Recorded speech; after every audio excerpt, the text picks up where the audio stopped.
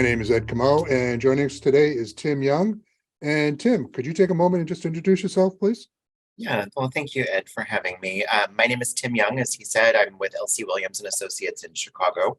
I've been working in marketing and communications for almost 25 years and have had a particular amount of work actually in the fire service industry. So this project has been quite near and dear to my own heart. It's quite interesting, and I've worked with Ed over the years on some projects around which we've collaborated as well. And Tim kind of undersells himself here. He's had a lot of experience working in the fire and safety community. So he's really pretty knowledgeable about what it takes to get fire safety messaging out there, which is why we're here picking his brain today. So hoping to learn really a lot out of it. So, but I'd like to really start with a pretty basic question, Tim, because this actually has come up quite a bit during the project. What is a message? How would you define a message? It is an interesting question. And when you think about messages, they're all around us on product packaging, advertising, our voicemail. So a message is really just a combination of words trying to get some type of action or response from the recipient. I mean, that's how I would kind of define it very generally. But a message can be more of a declaration. It can also be a question. And so I think there are a lot of interesting ways to think about it. And obviously this project has been really trying to underscore the importance of researching and really refining messages for a variety of audiences. Mm-hmm. And a lot of times people have the idea that they put a message out there, somebody's going to change their behavior right away. And that's just not really, you can't get that out of one message. It's not like something magical about it, is it? I wouldn't think so, no, particularly because most people need to hear something more than once, unless it's something that really will demand an immediate response. For example, like call me back or something like that. That's not the type of message we're really talking about here. These are messages that through a variety of means, whether they be digital communications, voice communications, video, print advertising, out-of-home advertising, really do try to underscore whatever that call to action is. And it's really best to repeat it again and again and again. What do you want your audience to do, basically? Right. And so hearing it only once, it may, sort of plant a seed, but that seed needs to germinate, I would say. And you mentioned a call to action, which is a part of any message campaign. What are some of the other components to a message that people should think about when they're putting them together? Well, I mean, there are a lot of interesting things to consider. I know there's been a lot of research on really trying to come up with something that's more in the affirmative, giving people sort of empowerment to do something. Right. And so the words themselves obviously are very important. And then how do you make those words memorable? So is the message catchy? Is it a play on words? Is it rhythmic? And more importantly, is it clear? Does it really help convey to your audience what you are wanting them to do without sending them down kind of another path or an alternate path, or giving them even cause to ask really what the intent was? I mean, one of the things that I know I have unquestionably been guilty of this, and I see it today, is that because everything's important to us, we try to throw everything in there, And as a matter of fact, I just saw one pop this morning of a press release where they threw everything but the kitchen sink in there. And it seems like it dilutes the message, where you just don't get to the one thing that you want somebody to remember. So it seems like that's really critical too. Short, to the point, and don't try to cover everything. I think you're right. We are sometimes bound to probably include more than we necessarily need to for a particular event. I mean, you mentioned a press release, which should really be written in that kind of inverted pyramid style, with the main message really in the lead. Right. If you want someone to do something or to take away what your primary message is, it should be in the lead of your press release. Right. And then all of that kind of supporting information should come next.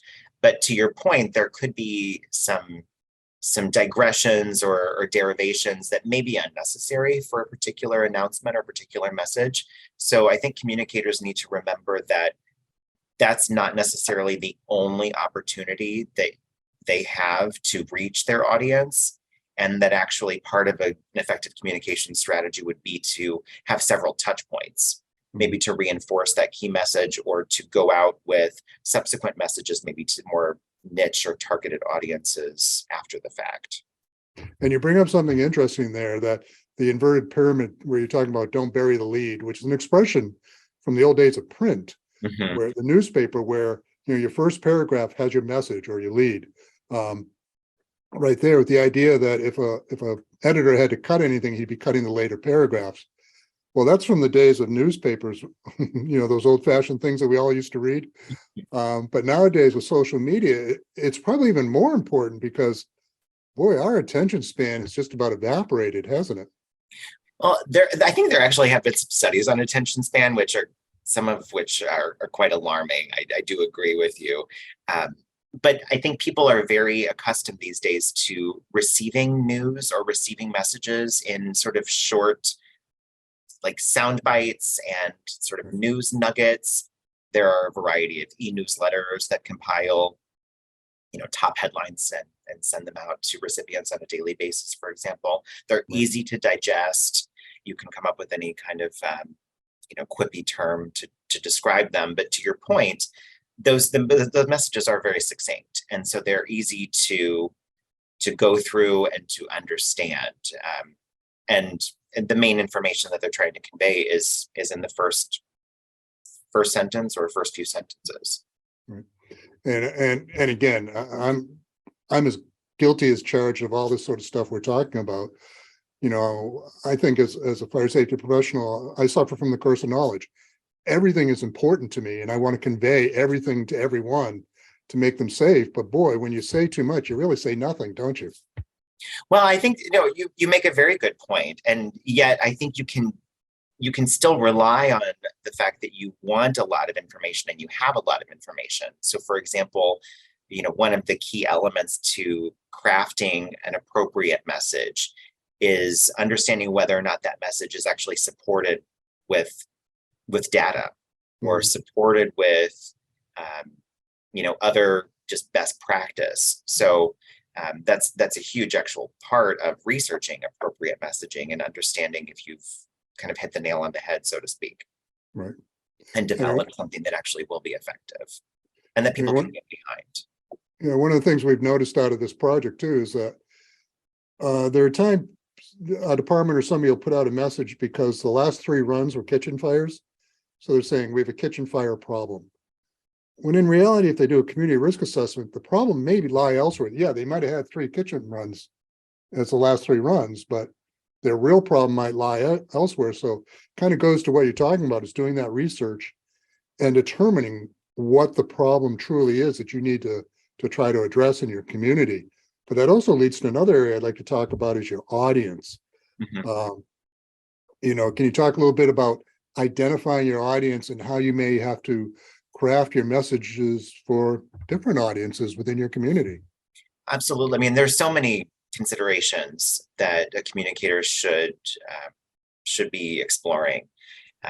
One of which is, do you need sort of an underlying message, or rather an overarching message, I should say, and then supporting messages maybe for particular audiences too. Your audience, you have to consider not only the age of the audience, is the call to action appropriate for the age of the audience? You should consider, of course, literacy of the audience. Are you using words that are pretty commonly used and understandable by a variety of individuals? Does your audience need any kind of special visual? So the message should be, of course, crafted in words, but then it's completely understandable, almost expected to use visual indicators as well. They could be kind of an animated sort of graphic, or it doesn't even have to be animated. It could be a still, but sort of a cartoon type graphic, or a picture that would appropriately kind of support what your message is. Language, of course, is also a consideration depending on the specific community needs, and that would be available probably through demographic data, but also depending on how localized the effort is, those that are crafting these messages probably already know their communities, or they should know their communities, and therefore would understand if they need to adapt language, have translation and that type of thing. There's also reason to incorporate thoughts for others with certain types of limitations, whether it's hearing limitations or sight limitations, and therefore including subtitles if it's a video with a key message, so that that's transcribed and easily readable, that type of thing. Those are all things to consider. Right. But we also have to consider, again, how many times you need to reach that audience and through which means you're going to do that. So I guess that's really a kind of a separate topic, like what the actual communication strategy would be. Right. Once you've identified those audiences. But I don't want to overcomplicate it and make people feel like almost overwhelmed, but there are a lot of considerations. Right.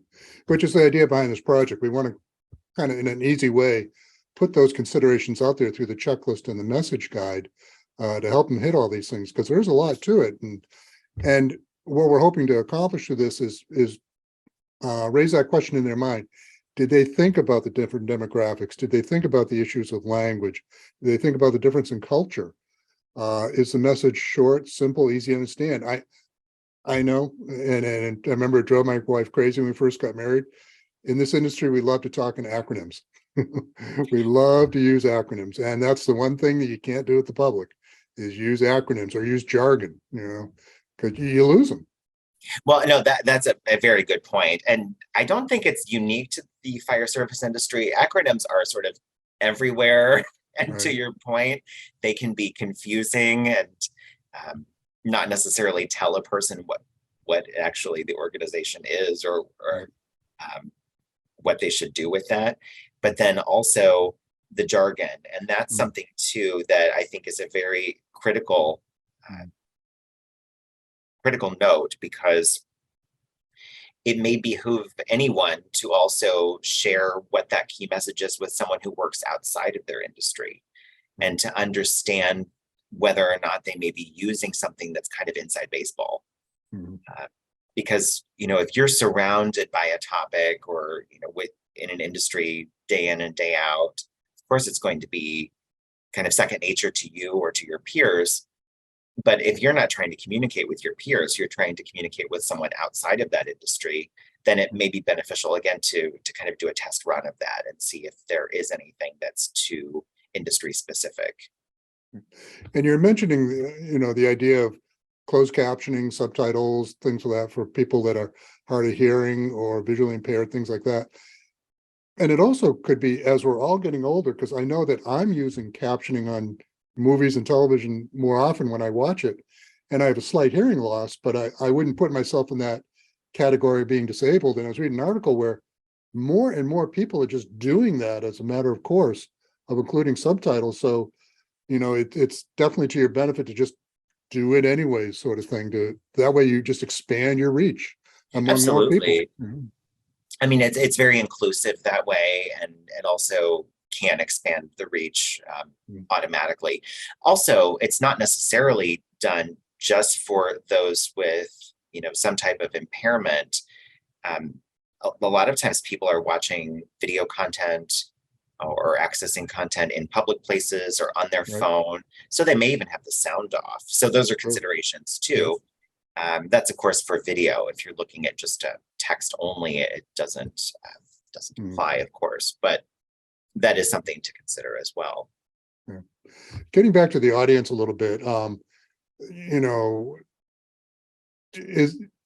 do you always have to, or can you always create a one-size-fits-all message, or may you have to take your message and tweak it for your different demographics in your community,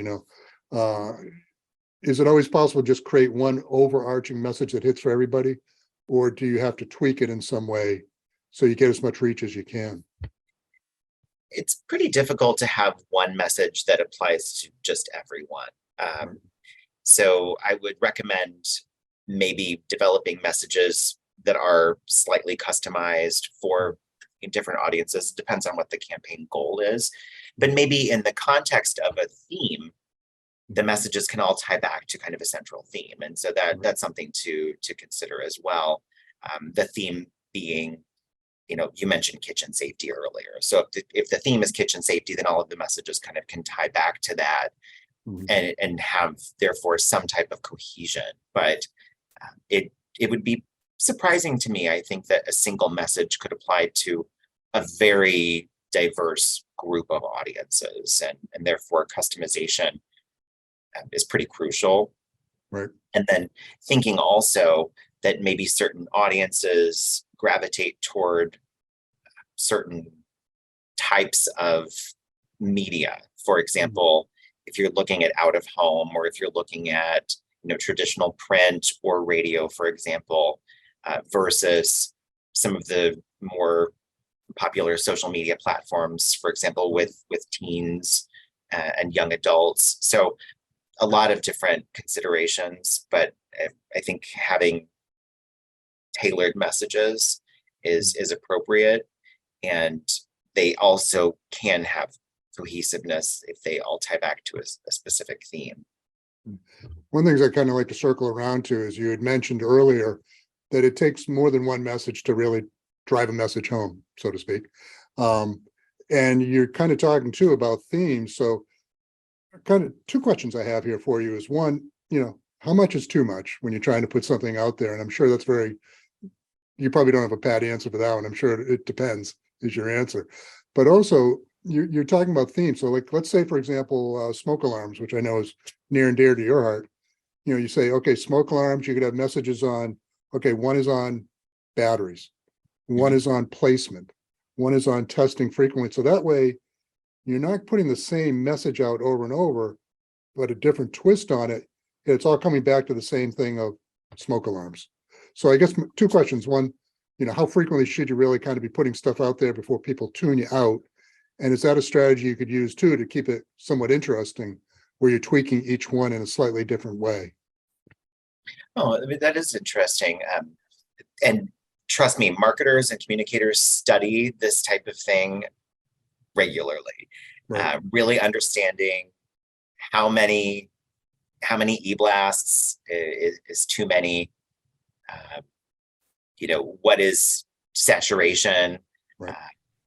Social media posts, how many should be boosted? That type of thing. Those are all questions that marketers ask themselves and spend time and resources to evaluate.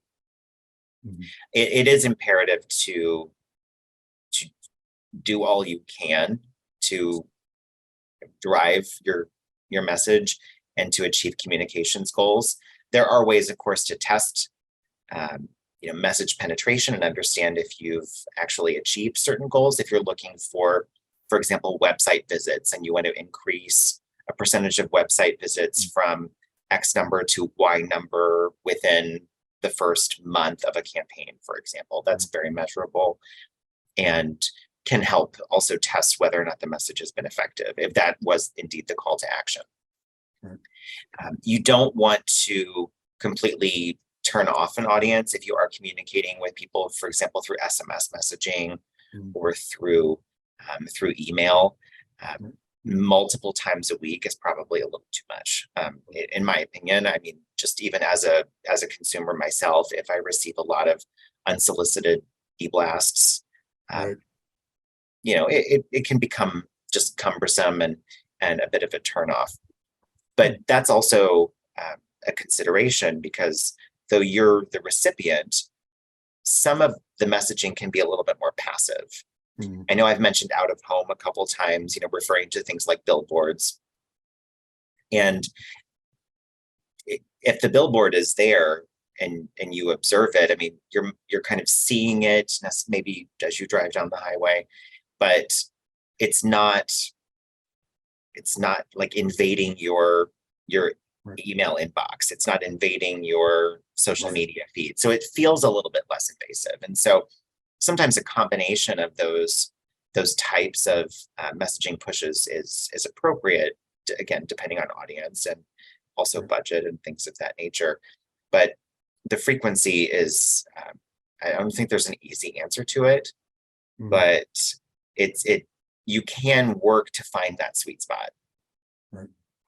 And I would just probably ask yourself, how many times would you feel comfortable receiving something in your inbox on a weekly basis? Yeah. Is twice a week like too aggressive to you? I would say probably not. So Mhm. maybe start with something like that Right. and kind of see how you would feel. Well, one of the things too that the fire service has in the burn community, which a lot of marketers would probably die for, is credibility. I mean, they have a lot of built-in credibility right off the bat. Getting a message from your local fire department carries more weight, doesn't it, than just having something random pop in your mailbox. And that is an excellent point and absolutely true. And they've earned that credibility. I mean, these people are people that really, I don't need to tell you, they give themselves to help their community, and that credibility is something you can't build overnight. A company can't build overnight, Right. and um, having that, and I think having, for example, a fire chief go on television and talk about something that happened in the community, having a public information officer issue a press release, the credibility extends not only just directly to the consumer or to to the individual community member, but also to the media that received that message from a fire service, for example. So there is a ton of credibility, not just with the local fire department, but also with the many nonprofit organizations and fire service organizations that advocate for whether it's burn safety, um, smoke alarm installation, sprinkler installation, all of these important aspects of fire safety in a community that tie back to everyone's kind of common goal to help save lives. And so that credibility is very important. And I know that many for-profit companies they understand that and have sought alliances that help not only showcase them as good corporate citizens, but also they piggyback on the credibility of other organizations, and hopefully are able to walk the walk and talk the talk as well. Well, we've been talking with Tim Young about messaging and messages, kind of what makes up the nuts and bolts of them. It's all part of the Elisa Ann Roosh Burn Foundation grant project, where we're developing a message checklist and a message guide. And Tim's one of the subject matter experts that we have working on this grant. We really appreciate your insight, Tim, because this is exactly what we're doing. Is trying to get the information out so they can craft more effective messages to everybody. So thanks for your time. Really appreciate it today, Tim. Oh, it's my pleasure. Thank you so much. And thank you for the great questions. It's fun to talk about. And if anybody's looking for more information on this grant project, you can go to www.aarbf.org. That's for Elisa Ann Roosh Burn Foundation, aarbf.org. And you can find out more information on this grant project and all the other great stuff that the foundation's doing. So my name is Ed Comeau, and thanks for joining us today.